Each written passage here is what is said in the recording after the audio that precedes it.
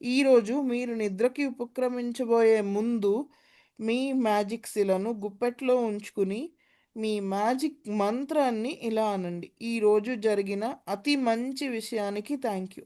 Thank you ma'am. Thank you so much everyone. Thank you Madhu. Okay, so ఈ practice ద్వారా ఏమవుతుందంటే మనం ప్రతి ఒక్కదానికి యూజ్ చేస్తున్నాం అనుకోండి, మనకు తెలియకుండానే కంప్లీట్ గా ఎలా ఉంటుందంటే మ్యాజికల్ గా అనిపిస్తుంది అనమాట. అంటే లైఫ్ ఇంతకు ముందు కంటే చాలా చాలా బెటర్ గా అనిపిస్తుంది అనమాట. అంటే ఇంత ఈజీ అండ్ ఎఫర్ట్లెస్ గా ఉంటుందా లైఫ్, ఇంత బ్యూటిఫుల్ గా ఉంటుందా అనిపిస్తుంది అనమాట. ఎందుకంటే టైం కూడా చాలా సేవ్ అవుతుంది. చాలా వాటికి మీరు యూజ్ చేసి చూడండి, ఇంతకుముందు యూజ్ చేసిన వాళ్ళకి తెలిసే ఉంటుంది.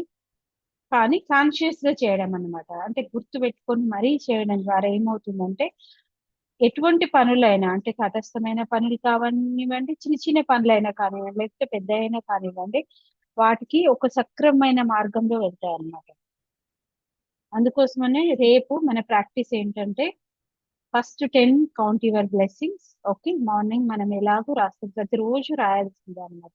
లేకపోతే మనం ఏమైతుందంటే మనకు తెలియకుండానే మనం కిందికి వెళ్ళిపోతాం అనమాట. ఒక స్థితి ఒక 2 years తర్వాతను, లేకపోతే ఒక కంటిన్యూ ప్రాక్టీస్ ద్వారాను ఆ లెవెల్కి వచ్చేస్తారు. బట్ అంతకుముందు మాత్రం మనల్ని మనము ఒక స్థాయిలో నిలవాలంటే ప్రాక్టీస్ కావాలి. ఫర్ ఎగ్జాంపుల్, ఇప్పుడు ఎవరైనా ఇక్కడ ఒక స్థాయికి, అంటే మేము కోచ్ స్థాయికి వచ్చినాము అని అంటే చాలా ఇయర్స్ నుండి ఉన్నటువంటి స్టడీ నుండి, తర్వాత ప్రాక్టీస్ నుండి, ఫస్ట్ ఇంటర్న్షిప్, తర్వాత ప్రాక్టీస్, తర్వాత ఎక్స్పీరియన్స్ నుండి ఒక స్టెబిలైజ్ అనేది వస్తుంది. అలాగే ఇందులోనైనా బట్ దీనికి యూనివర్సల్ లాస్ కి అంత పడదు, అర్థమయ్యేంత వరకు ఉంటుంది అన్నమాట. కానీ మధ్యలో ప్రాక్టీస్ చేస్తూ ఉండాలి. రేపు మనం ఏం చేయాలంటే మార్నింగే మీకు ఏ 3 విషయాలు ఈ రోజు ఒకసారి ఆలోచించండి. రేపు మీరు ఎక్కడికైనా ఎవరినైనా కలిసేటానికి వెళ్తున్నారా, ఏదైనా డాక్టర్ అపాయింట్మెంట్ ఉందా, లేకపోతే స్కూల్లో పీటీ ఏమైనా ఉందా, టీచర్ ఏమైనా పిలుస్తున్నారా, లేకపోతే ఎక్కడికైనా, అలాంటి 3 విషయాలను ఫస్ట్ ఎంచుకోండి. ఎంచుకున్న తర్వాత వాటిని లిస్ట్ రాయండి. రాసి ఏం చేయండి అంటే ఈ పని ఫస్టే రాయండి. ఫర్ ఎగ్జాంపుల్, స్కూల్లో పీటీ ఉంది, పీటీ దగ్గరికి మీరు వెళ్తున్నారు పిల్లలకి. ఈ పని అంటే స్కూల్లో మా బాబు పాప, ఓకే, వాళ్ళ దగ్గరికి మేము వెళ్ళాము అనేది రాయండి. లేకపోతే పీటీకి వెళ్ళినాం, ఆ పని అద్భుతంగా నెరవేరినందుకు కృతజ్ఞతలు.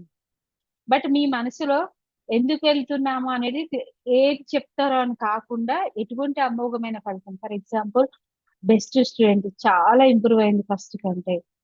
ఓకే, మీరు నమ్మకపోతే ఇంతకు ముందు కంటే ఇప్పుడు ఇంకా ఎక్కువ ఇంప్రూవ్ అయిందను, స్టడీలోనో, లేకపోతే స్పోర్ట్స్ లోనో, లేకపోతే ఇంకొక దాంట్లో, లేకపోతే మీరు అనుకోని దాంట్లో ఒక సెలెక్షన్ కి వాళ్ళు తీసుకుంటున్నారను, ఇలా అన్నమాట. అలాగే మీ దినచర్యలో భాగంగా మీకు తటస్థపడిన 3 ఊహించని సందర్భాలను గుర్తించి, అంటే 2 types ఆఫ్ ప్రాక్టీస్ అన్నమాట ఇందులో. ఒకటి ఏంటంటే ముందే మీకు తెలిసినటువంటి పనులకు చెప్పడం. ఇంకొకటి ఏమో 3 మీకు ఊహించని తటస్థమైన పనులు. ఫర్ ఎగ్జాంపుల్, మీకు ఎవరో సడన్ గా ఒక కాల్ చేస్తున్నారు అనుకోండి. ఓకే, మీకు మీరు ఊహించింది కాదు, మీరు ఊహించని అన్నమాట. మీకు ఒకలాగా అనిపిస్తున్నారు, వీళ్ళు ఎందుకు చేస్తున్నారు. ఫర్ ఎగ్జాంపుల్, ఫ్యామిలీ నుండి అనుకోండి, మనకు ఒకలాంటి ఎర్లీ మార్నింగ్ చేశారు, లేకపోతే ఎప్పుడు చేయని వాళ్ళు చేస్తే ఎలాగో అనిపిస్తుంది కదా, అయ్యో ఎందుకు చేస్తున్నారని. అలాంటి సందర్భం వచ్చింది అనుకోండి, just with in the fraction of second లో కళ్ళు మూసుకొని ఈ సందర్భంలో, అంటే ఫోన్ కాల్ అనుకోండి, ఈ ఫోన్ కాల్ సందర్భంలో అమోఘమైన ఫలితం వచ్చినందుకు కృతజ్ఞతలు అని నిజాయితీగా మనసారా అనండి. అంటే just with in the second phone ring అవుతుంది అనుకోండి, ఒకలాంటి భయం ఉంది అనుకోండి, లేదు లేదు, కూల్ అండ్ కామ్ అనుకుని ఈ మూమెంట్ చాలా అద్భుతంగా ఉంటుంది అంటే మన భాషలో మనం చెప్పుకోవచ్చు అనమాట.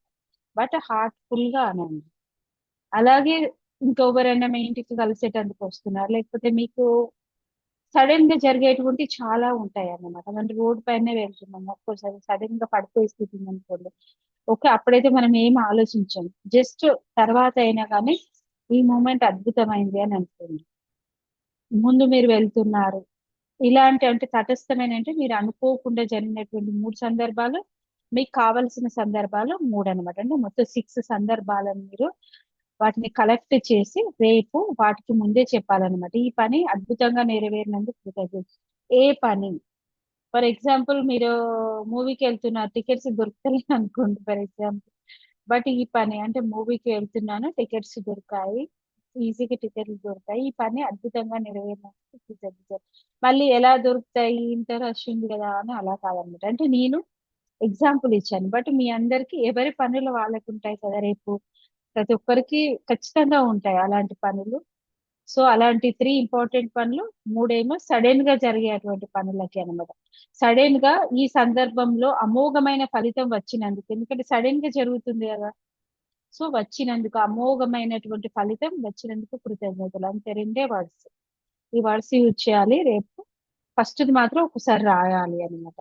అలాగే నిద్రపోయే ముందు magic rock practice every day లాగా మ్యాజిక్ రాక్ తీసుకొని చేతిలో పట్టుకొని ఈ రోజు జరిగినటువంటి అతి మంచి విషయానికి థ్యాంక్ యూ అని చెప్పేసి, మనం ఎందుకంటే స్లీపింగ్ ఎక్కడికి వెళ్తున్నాం, ఆల్ఫా మోడ్ నుండి బీటా స్టేట్ లోకి వెళ్తాం అన్నమాట.